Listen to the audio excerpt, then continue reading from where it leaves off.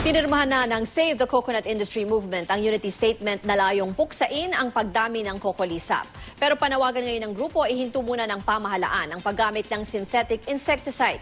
May ulat on the spot si Dante Perelio. Dante?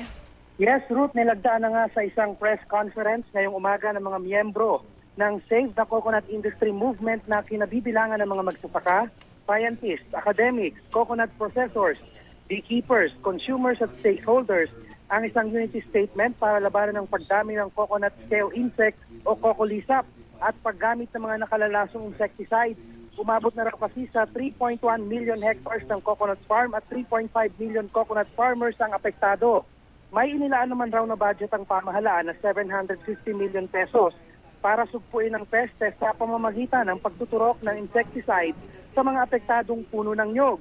Pero Ruth, ayon sa grupo, mapanganib daw ang klase ng insecticide na ginagamit para rito dahil lumalabas sa maraming pag-aaral na maaari itong magdulot ng cancer sa mga taong ma-expose nito. Kaya banned at restricted rin daw ito sa ibang bansa.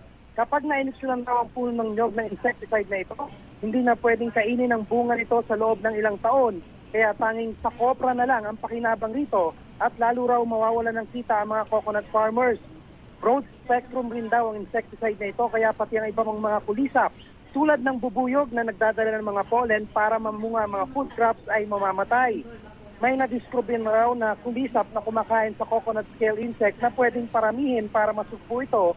Kaya kung tutuusin, di na raw kailangan ng pamamaraang ito. Panawagan ngayon ng grupo, ihinto na muna ng pamahalaan ang paggamit ng synthetic insecticide imbes mga organic insecticide na hindi daw delikado sa tao at kapaligiran ng gamitin, kung saan mas makakatipid nga rin daw ang pamahalaan. Dapat rin daw munang idaan ng pamahalaan sa konsultasyon sa mga magsasaka ang paggamit ng classic insecticide at magkaroon ng sapat na kaalaman bago ito gamitin. At yan ang mainit na balita mula pa rin dito sa San Juan City. Balik sa iyo, Ruth. Maraming salamat, Dante Perelio.